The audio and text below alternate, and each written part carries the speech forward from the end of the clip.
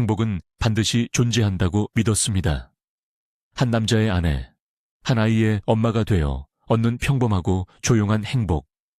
그것이 제 삶의 전부가 될 것이라 생각했습니다.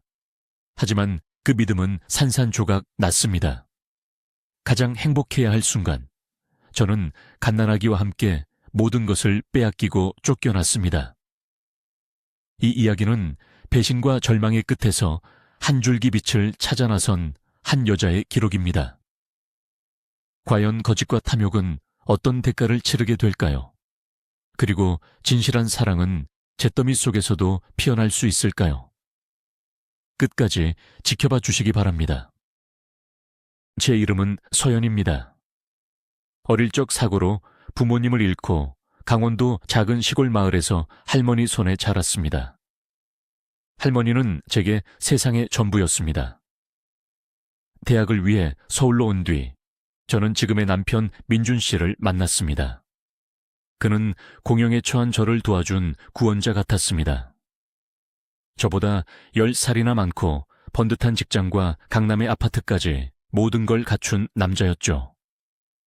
그의 부모님은 고아나 다름없는 저를 탐탁지 않아 하셨지만 저희는 곧 함께 살게 되었고 예상치 못한 임신 소식에 서둘러 결혼식을 올렸습니다.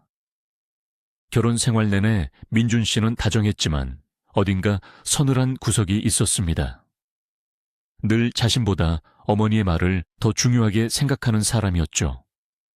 얼마 전 할머니가 돌아가시고 며칠 뒤 저는 딸 아이를 낳았습니다. 할머니가 늘 좋아하시던 솔이라는 이름을 붙여주고 싶었습니다. 그것이 비극의 시작이 될 줄은 꿈에도 몰랐습니다. 차가운 겨울 공기가 폐부를 찌르는 듯했습니다. 산부인과를 나선 지 고작 1시간. 남편 민주는 운전대를 잡은 채 딱딱하게 굳은 얼굴로 앞만 보고 있었습니다. 저는 품에 안은 작은 생명, 딸 소리를 보며 미소 지으려 애썼습니다.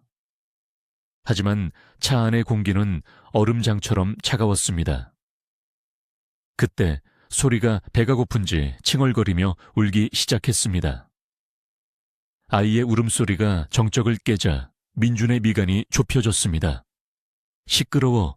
당장 그치게 해. 운전에 방해되잖아. 그의 목소리는 칼날처럼 날카로웠습니다. 저는 너무 놀라 아무 말도 할 수 없었습니다. 단 한 번도 들어본 적 없는 냉혹한 말투였습니다. 민준 씨, 아이가 배가 고파서 그래요. 집에 거의 다 왔으니 조금만. 제 말이 차에 끝나기도 전에 그가 소리쳤습니다. 참으라고? 내가 왜 참아야 하는데? 당장 조용히 시키지 않으면 여기서 둘 다 내려. 저는 그가 농담을 한다고 생각하려 애썼습니다. 하지만 그의 눈에는 살기마저 서려 있었습니다. 품 안의 소리가 제 불안을 느꼈는지 더 크게 울기 시작했습니다. 저는 아이를 달래며 조심스럽게 물었습니다. 민준 씨, 무슨 일 있어요? 왜 갑자기 그래요? 그리고 왜 소리라는 이름이 마음에 안 드는 것처럼? 그는 제 말을 끊었습니다. 소리? 누가 마음대로 그런 촌스러운 이름을 붙이래? 내일부터 우리 어머니가 정해주신 이름, 마르타로 부를 거야. 그리고 그 애가 내 딸이라는 건 아직 확실하지 않아. 심장이 쿵 하고 떨어지는 것 같았습니다. 의심이라니, 무슨 소리인가? 우리는 서로가 처음이었고 늘 함께였습니다. 그게 무슨 말이에요? 당연히 당신 딸이죠. 그리고 마르타는 또 뭐예요? 어머님이 그런 말씀하신 적 없었잖아요. 그는 비웃음을 흘렸습니다. 어머니가 나를 딸로 낳았다면 붙여주려고 했던 이름이야. 너 같은 근본 없는 애가 지은 이름 따위는 필요 없어. 그리고 임신 너무 빨랐던 거 아니야? 만난 지 몇 달 만에 덜컥 임신이라니. 누가 믿겠어? 그의 입에서 나오는 모든 단어가 비수가 되어 제 가슴에 박혔습니다. 제가 알던 다정한 남편은 온데간데 없고 낯선 괴물이 앉아 있었습니다. 집에 도착하자마자 지옥이 시작되었습니다. 저는 출산의 후유증으로 몸을 가누기도 힘들었지만 민주는 저를 하녀처럼 부렸습니다.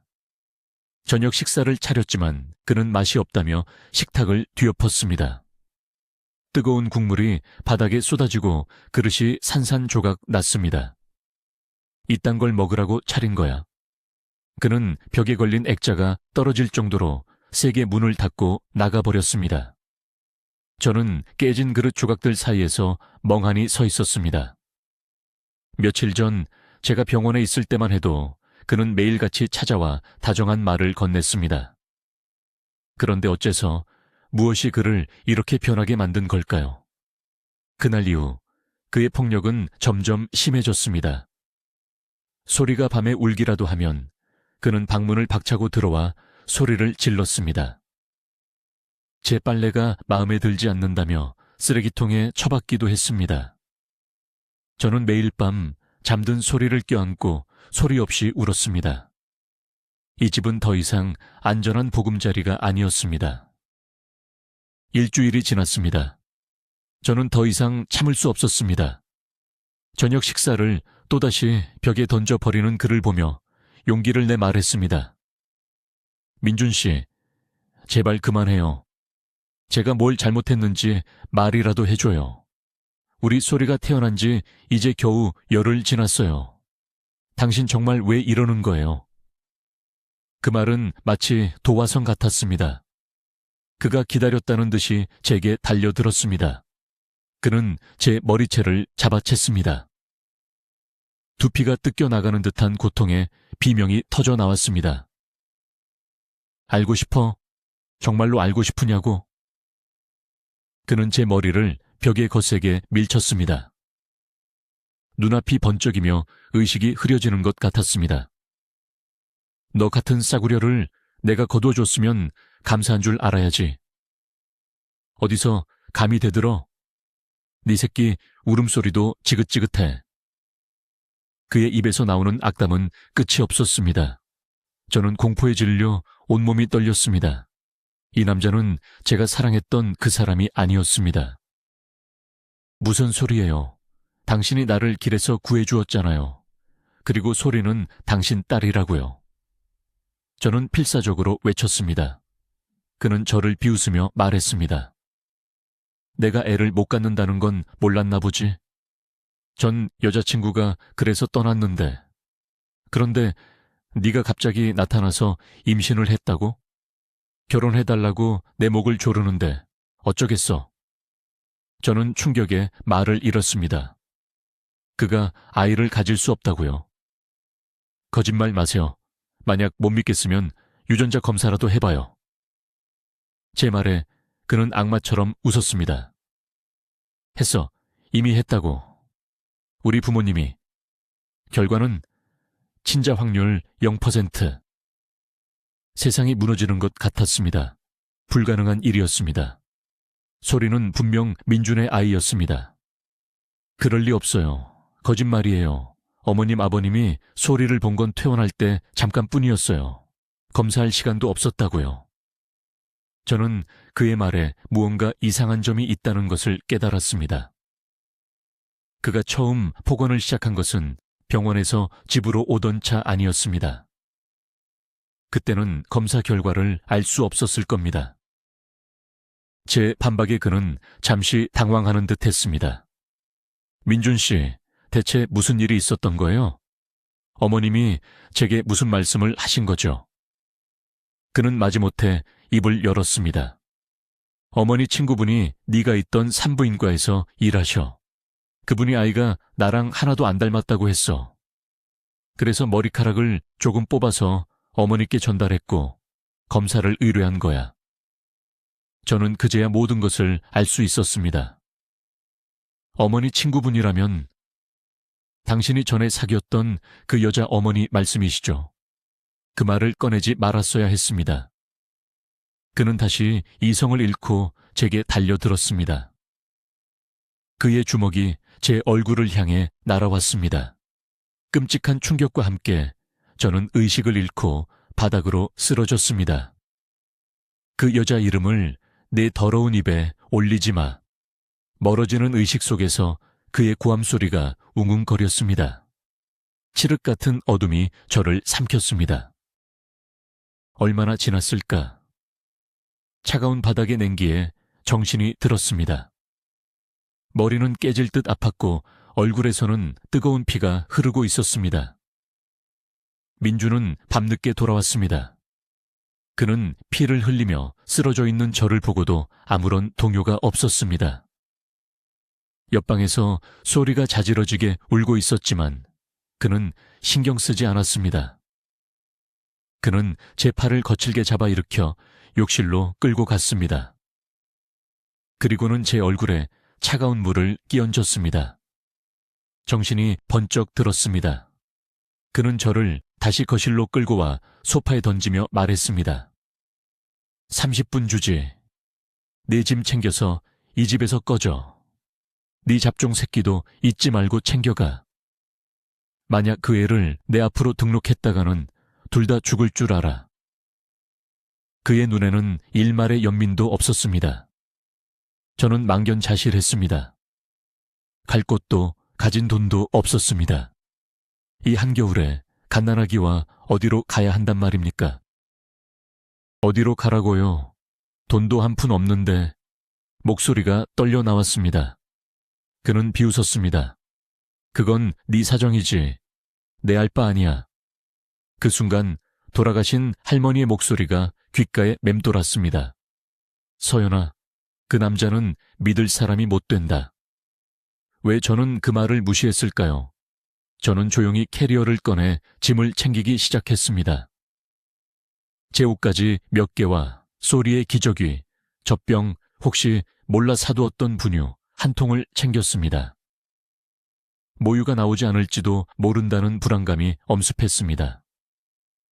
그리고 할머니와 엄마의 유품인 작은 보석함도 몰래 챙겼습니다.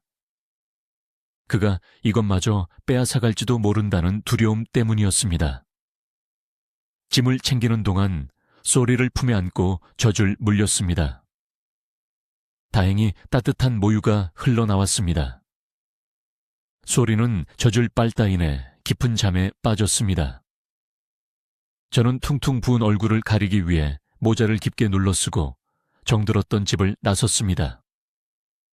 다시는 돌아오지 않으리라 다짐하며. 차가운 새벽 공기가 상처를 파고들었습니다. 잠든 도시의 거리는 낯설고 두려웠습니다. 몇 블록을 걸었을까? 머리가 깨질 듯 아프고 현기증이 일었습니다. 이러다 소리를 떨어뜨릴지도 모른다는 생각에 길가 벤치에 주저앉았습니다. 잠든 소리를 품에 꼭 껴안았습니다. 잠들면 안 된다고, 정신을 차려야 한다고 되뇌었지만 몸은 말을 듣지 않았습니다. 눈꺼풀이 청은망은 무거워졌고 저는 결국 의식을 잃고 말았습니다. 눈을 떴을 때 제 눈에 들어온 것은 낯선 병원 천장이었습니다. 머리에는 붕대가 감겨 있었고 창밖은 어두워 밤이 깊었음을 알려주었습니다. 가슴이 퉁퉁 불어 전몸살이 온 듯 아팠습니다. 그런데 제 곁에 있어야 할 소리가 보이지 않았습니다. 심장이 철렁 내려앉았습니다. 저는 비틀거리는 몸을 이끌고 침대에서 일어났습니다. 벽을 짚으며 간신히 복도로 나가자 간호사 스테이션에 불빛이 보였습니다. 저기, 제 아기가 어디 있나요? 제 목소리에 깜짝 놀란 간호사가 고개를 들었습니다. 어머, 일어나시면 안 돼요. 뇌진탕이 심해서 안정이 필요해요. 그녀는 달려와 저를 부축했습니다. 제 딸은요? 제 딸은 어디 있어요? 저는 울먹이며 물었습니다. 아기는 신생아실에 있어요. 의사 선생님이 진찰하셨고 아주 건강해요. 걱정 마세요. 지금은 본인 몸부터 챙기셔야 해요. 대체 무슨 일이 있었던 거예요? 누가 이렇게... 그녀는 말을 잇지 못했습니다. 제 몰골이 얼마나 끔찍했는지 짐작할 수 있었습니다. 계단에서 굴렀어요. 저는 거짓말을 했습니다. 남편이 두려웠고 모든 것이 수치스러웠습니다. 간호사는 저를 침대에 눕히고는 유축기를 가져다 주었습니다. 퉁퉁 부은 가슴을 풀어주며 그녀는 따뜻한 목소리로 저를 위로해 주었습니다. 낯선 사람의 친절에 눈물이 왈칵 쏟아졌습니다. 다음 날 아침 저는 신생아실에 있는 소리를 보러 갈 수 있었습니다. 투명한 아기 침대에 누워 잠든 소리는 천사 같았습니다. 그런데 소리의 침대 옆 다른 침대에 한 남자아기가 누워 있었습니다. 아기는 칭얼거리며 젖병을 빨려고 애썼지만 젖꼭지가 입에 닿지 않았습니다. 주위에는 아무도 없었습니다. 저는 망설이다가 그 아기를 조심스럽게 안아들었습니다. 그리고 젖병을 제대로 물려주었습니다. 아기는 마치 며칠 굶은 아이처럼 허겁지겁 분유를 빨았습니다. 순식간에 젖병이 비워졌고 아기는 만족스러운 얼굴로 제 품에서 잠이 들었습니다.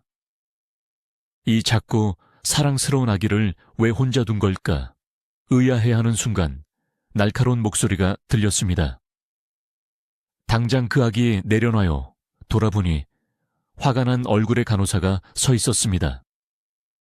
제 목소리에 놀라 소리가 울음을 터뜨렸습니다. 그 아기는 미동도 없이 깊이 잠들어 있었습니다. 누구신데 남의 아기를 함부로 만져요. 간호사는 저를 다그쳤습니다. 저는 어젯밤에 입원한 산모예요.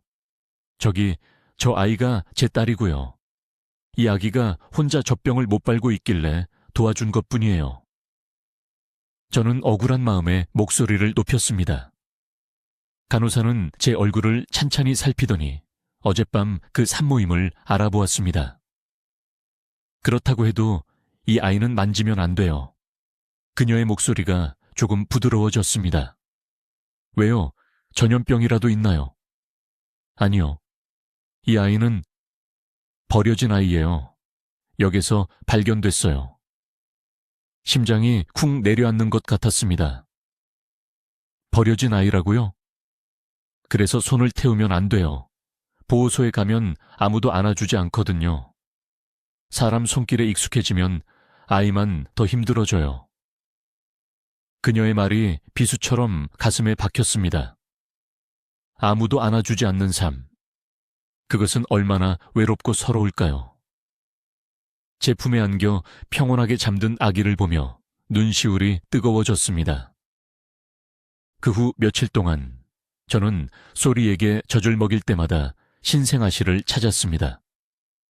그리고 몰래 그 남자아이에게도 젖을 물렸습니다. 제 모유는 두 아이가 먹고도 남을 만큼 충분했습니다. 간호사들은 처음에는 저를 말렸지만 제 간절한 눈빛에 이내 못 이기는 척 눈 감아주었습니다. 만약 제게 능력이 있었다면 당장이라도 이 아이를 데려가고 싶었습니다. 하지만 지금 제 처지는 이 아이와 별반 다르지 않았습니다. 당장 어디서 살아야 할지, 무엇을 먹고 살아야 할지 막막했습니다. 저에게는 할머니가 남겨주신 강원도의 낡은 시골집이 전부였습니다. 그곳으로 돌아가야 했습니다. 하지만 서울에서 강원도까지 갈 차비조차 없었습니다.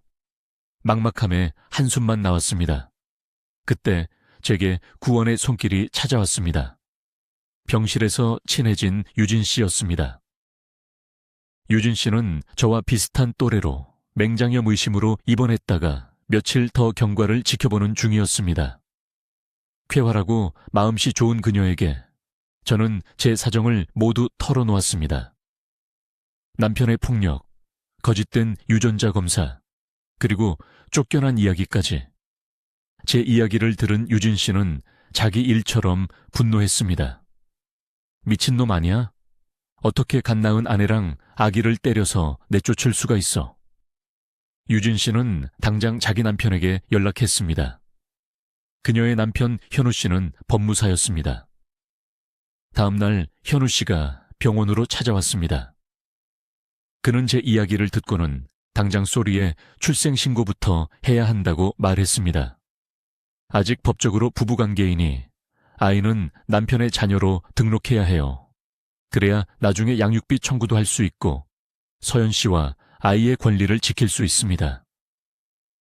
남편의 이름 아래 아이를 등록하는 것은 끔찍했지만 현우 씨의 말은 현실적이었습니다.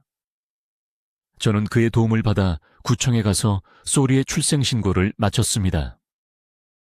현우 씨는 출생신고뿐만 아니라 제가 받을 수 있는 모든 정부 지원금을 신청할 수 있도록 도와주었습니다. 출산 장려금, 한부모 가정 지원금 등 제가 몰랐던 혜택들이 많았습니다. 며칠 후 제 통장에는 생각보다 큰 돈이 들어왔습니다. 적어도 강원도까지 갈 차비와 당분간의 생활비는 해결된 셈이었습니다. 현우 씨는 남편을 폭행죄로 고소해야 한다고 강력하게 주장했지만 저는 그럴 용기가 나지 않았습니다. 그가 보복할까봐 두려웠습니다. 그저 이 지긋지긋한 서울을 떠나 최대한 멀리 도망치고 싶었습니다. 유진 씨와 현우 씨 부부의 도움 덕분에 저는 퇴원 수속을 밟고 새로운 삶을 시작할 준비를 할 수 있었습니다. 그들은 제게 어둠 속 한 줄기 빛과 같은 존재였습니다. 퇴원하던 날, 저는 마지막으로 신생아실에 들렀습니다. 제 품에 안겨 잠든 남자아기의 작은 뺨에 입을 맞추었습니다. 아가야, 부디 좋은 부모님 만나서 행복해야 해. 마음속으로 간절히 기도했습니다. 아이를 떼어놓고 돌아서는 발걸음이 천근만은 무거웠습니다. 저는 소리를 안고 서울역으로 향했습니다. 강원도로 가는 기차표를 끊고 플랫폼에 앉아 지나온 시간들을 생각했습니다. 불과 몇 주 전만 해도 저는 행복한 미래를 꿈꾸는 예비 엄마였습니다. 하지만 이제 저는 상처 입은 채 도망치는 신세가 되었습니다. 기차가 출발하고 서울의 화려한 불빛들이 점점 멀어졌습니다. 창문에 비친 제 모습은 낯설기만 했습니다. 퉁퉁 부은 얼굴, 멍든 눈가, 그리고 공허한 눈빛. 하지만 품 안에서 새근새근 잠든 소리의 온기가 제게 살아갈 이유를 알려주고 있었습니다. 이 아이를 위해서라도 저는 다시 일어서야 했습니다. 몇 시간을 달려 도착한 작은 시골 간이역. 거기서 다시 버스를 타고 1시간을 더 들어가자 익숙한 풍경이 눈에 들어왔습니다. 할머니의 집은 예전 모습 그대로 저를 맞이해 주었습니다. 반년 넘게 사람의 손길이 닿지 않은 마당에는 잡초가 무성했지만 오히려 그 모습이 마음을 편안하게 해 주었습니다. 현관문을 열고 들어가자 할머니의 냄새가 훅 끼쳐왔습니다. 벽에 걸린 할머니의 흑백 사진을 보자 참았던 눈물이 터져 나왔습니다. 할머니, 저 왔어요. 할머니 말이 맞았어요. 저 이제 어떡해요? 저는 사진 속 할머니를 보며 한참을 서럽게 울었습니다. 하지만 신기하게도 할머니의 집은 제게 슬픔 대신 위안을 주었습니다. 마치 할머니가 제 등을 토닥여주는 듯한 따뜻함이 집 안가득했습니다. 지하 창고에는 할머니가 담가두신 각종 장아찌와 효소들이 가득했습니다. 덕분에 당분간 먹을 걱정은 하지 않아도 될 것 같았습니다. 다음 며칠간 저는 집을 정리하고 소리를 돌보며 시간을 보냈습니다. 서울에서의 끔찍했던 기억을 지우려는 듯 쉴 새 없이 몸을 움직였습니다. 할머니가 남겨주신 제 어릴 적 베넷저고리와 옷가지들을 발견했을 때는 저도 모르게 미소가 지어졌습니다. 이 작은 옷들을 소리에게 입힐 생각을 하니 가슴이 벅차올랐습니다. 거울 앞에 서서 제 얼굴을 보았습니다. 멍은 연하게 변해가고 있었지만 상처는 여전히 선명했습니다. 괜찮아. 다 나을 거야. 흉터가 남더라도 그건 내가 강해졌다는 증거가 될 거야. 저는 스스로를 다독였습니다. 이제 제 곁에는 지켜야 할 소중한 생명이 있었습니다. 더 이상 약해져서는 안 됐습니다. 솔리야, 엄마랑 여기서 행복하게 살자. 나쁜 기억은 다 잊고 좋은 추억만 만들자. 잠든 소리에 이마에 입을 맞추며 저는 굳게 다짐했습니다. 그날 오후 마루를 닦고 있는데 마당에서 낯선 목소리가 들렸습니다. 아니, 웬 아기가 혼자 엄마는 어디 가고. 깜짝 놀라 나가보니 한 남자가 제 딸 소리가 누워있는 요람을 들여다보고 있었습니다. 그는 낯선 아기의 등장에 당황한 듯 연신 주위를 두리번거렸습니다. 누구세요? 제 아기한테서 떨어지세요. 제가 소리치자 남자는 더 놀란 얼굴로 저를 돌아보았습니다. 그리고는 아기를 조심스럽게 안아들고 집 안으로 들어왔습니다. 아니, 이 땡볕에 아기를 혼자 밖에 두면 어떡합니까? 벌레라도 물리면 어쩌려고요.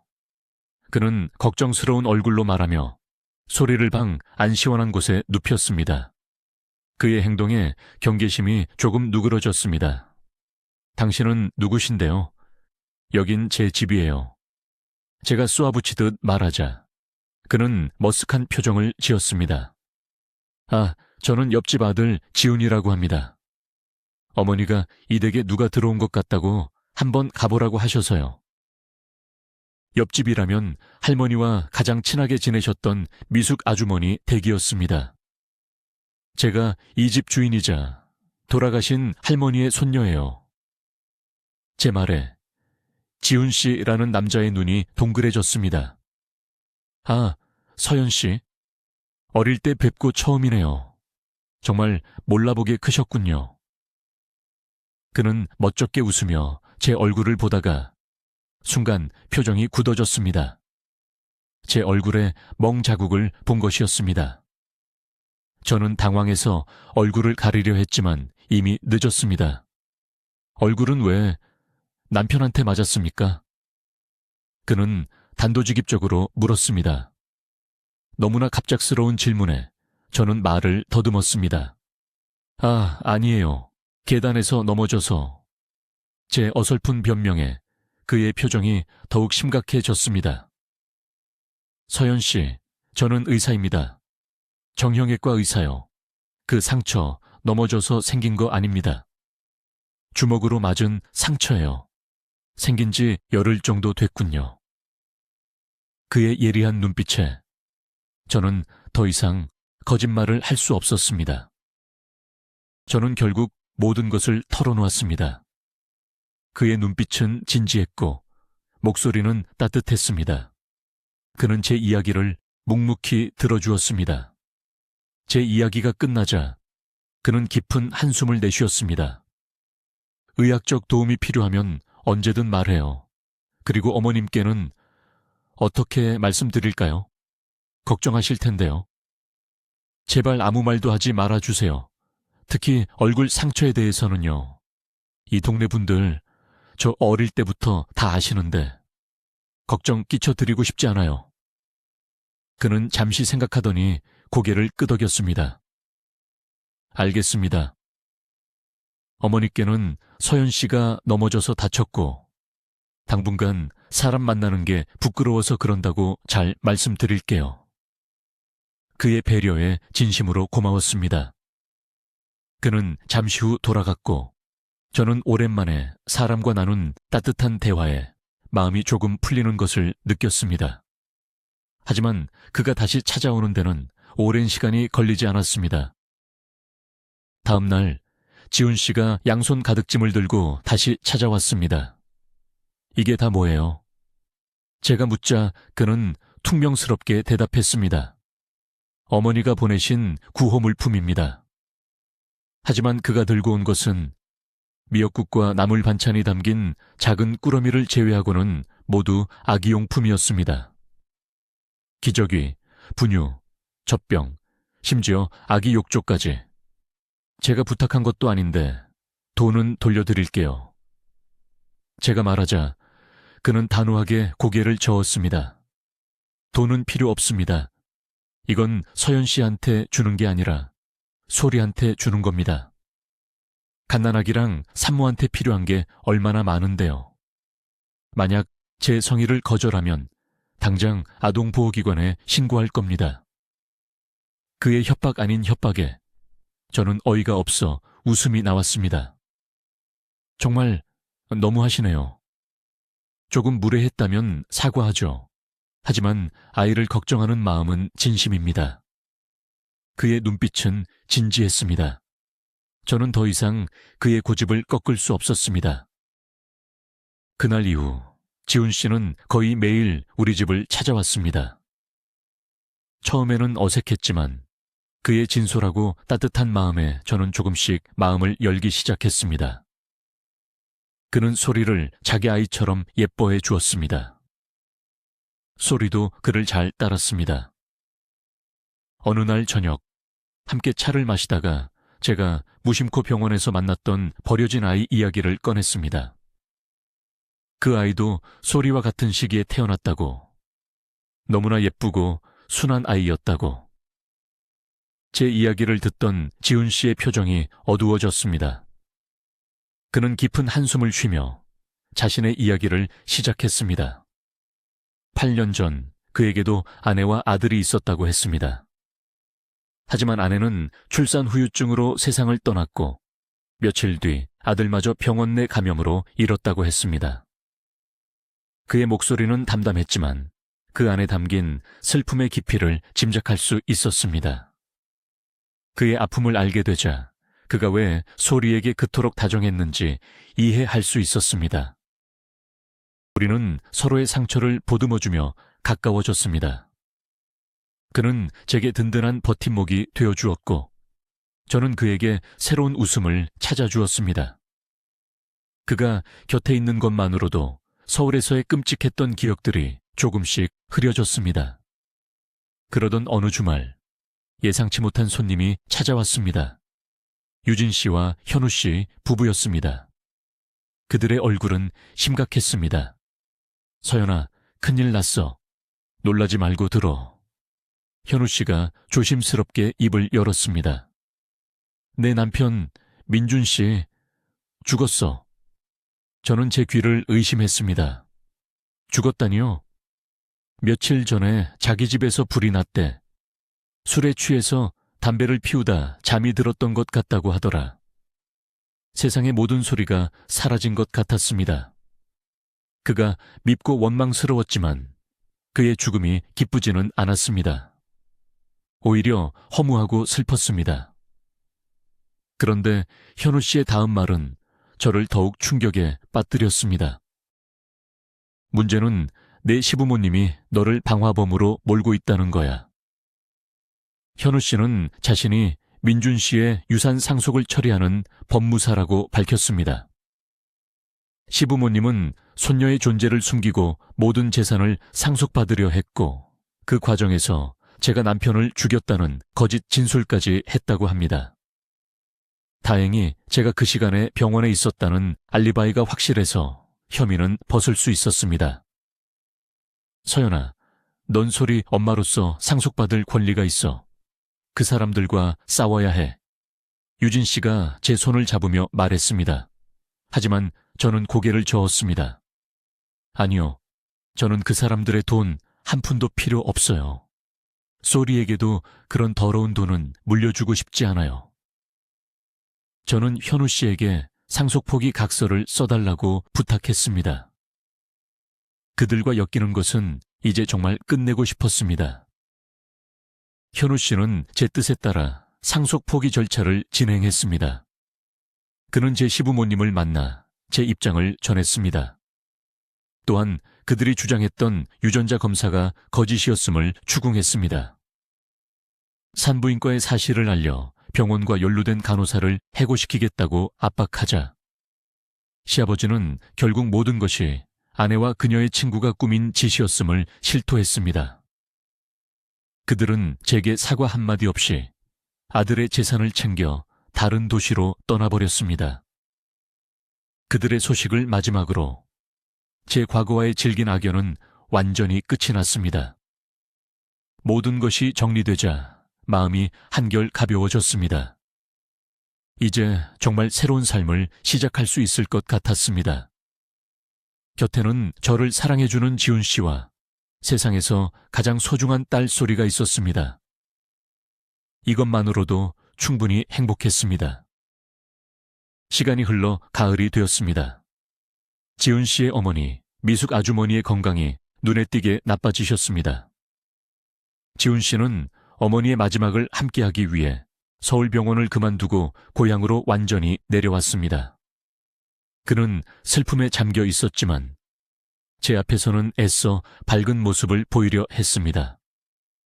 저는 매일 아주머니를 찾아가 식사를 챙겨드리고 집안일을 도왔습니다. 아주머니는 제 손을 잡고 말씀하셨습니다. 서연아, 우리 지훈이 옆에 있어줘서 정말 고맙다. 네 덕분에 내 아들이 다시 웃는 걸 보는구나. 얼마 후 아주머니는 편안히 눈을 감으셨습니다. 장례를 치르는 동안 지훈 씨는 묵묵히 제 어깨에 기댔습니다. 우리는 이제 서로에게 유일한 가족이나 다름없었습니다. 어머니를 보내드리고 며칠 후 지훈 씨와 저는 소리의 예방접종을 위해 시내 병원을 찾았습니다. 병원을 나서는데 문득 병원에 두고 온 그 남자아이가 생각났습니다. 지훈 씨, 우리 잠시 어디 좀 들렀다 가도 될까요? 우리는 제가 입원했던 서울의 그 병원으로 향했습니다. 신생아 씨를 찾아갔지만 아이는 그곳에 없었습니다. 간호사에게 물어보니 아이는 얼마 전 시립아동보호소로 보내졌다고 했습니다. 심장이 쿵 내려앉았습니다. 그 작고 여린 아이가 차가운 보호소에 혼자 있을 것을 생각하니 가슴이 미어졌습니다. 지훈 씨는 제 마음을 읽은 듯 제 손을 잡으며 말했습니다. 가보자. 그 아이 우리가 데려오자. 그의 말에 눈물이 핑 돌았습니다. 아동보호소로 가는 내내 제 심장은 세차게 뛰었습니다. 우리가 정말 이 아이의 부모가 될 수 있을까? 수많은 생각이 머릿속을 스쳐 지나갔습니다. 보호소에 도착해 우리가 찾는 아이에 대해 이야기하자 직원은 우리를 작은 방으로 안내했습니다. 잠시 후 한 아이가 작은 보행기를 밀며 방으로 들어왔습니다. 몇 달 전 제 품에 안겨 젖을 빨던 그 아기였습니다. 아이는 저를 보자 낯을 가리지 않고 제게 다가와 안겼습니다. 그 순간 저는 깨달았습니다. 이 아이는 운명처럼 다시 제게로 온 것이라고. 지훈 씨도 아이를 안아들고는 환하게 웃었습니다. 그 모습은 영락없는 아버지의 모습이었습니다. 우리는 그 자리에서 입양 절차를 밟기로 결정했습니다. 아들의 이름은 하늘이 주신 선물이라는 뜻으로 보검이라고 짓기로 했습니다. 입양 절차는 생각보다 복잡했지만 우리는 포기하지 않았습니다. 현우 씨가 법적인 절차를 많이 도와주었습니다. 몇 달 후 우리는 마침내 보검이의 법적인 부모가 되었습니다. 집으로 돌아오는 차 안에서 지훈 씨가 제게 말했습니다. 서연아, 우리 이제 정말 한 가족이네. 나랑 결혼해 줄래? 너랑 소리, 그리고 보검이까지. 내가 평생 책임지고 행복하게 해줄게. 그는 제 손가락에 반지를 끼워주었습니다. 눈물이 났지만 그것은 슬픔의 눈물이 아니었습니다. 행복과 감사, 그리고 벅찬 감동의 눈물이었습니다. 저는 고개를 끄덕였습니다. 절망의 끝에서 만난 기적 같은 사랑이었습니다. 우리는 할머니가 남겨주신 작은 집에서 소리와 보검이 두 아이와 함께 새로운 삶을 시작했습니다. 비록 시작은 아픔과 상처로 가득했지만 이제 우리 앞에는 따스한 햇살만이 가득할 것이라 믿습니다. 가장 밑바닥까지 떨어졌을 때 저는 모든 것이 끝났다고 생각했습니다. 하지만 절망 속에서도 희망은 있었습니다. 배신한 남편은 자신의 탐욕이 부른 불길 속에서 최후를 맞았고 거짓을 일삼던 시부모는 모든 것을 잃었습니다.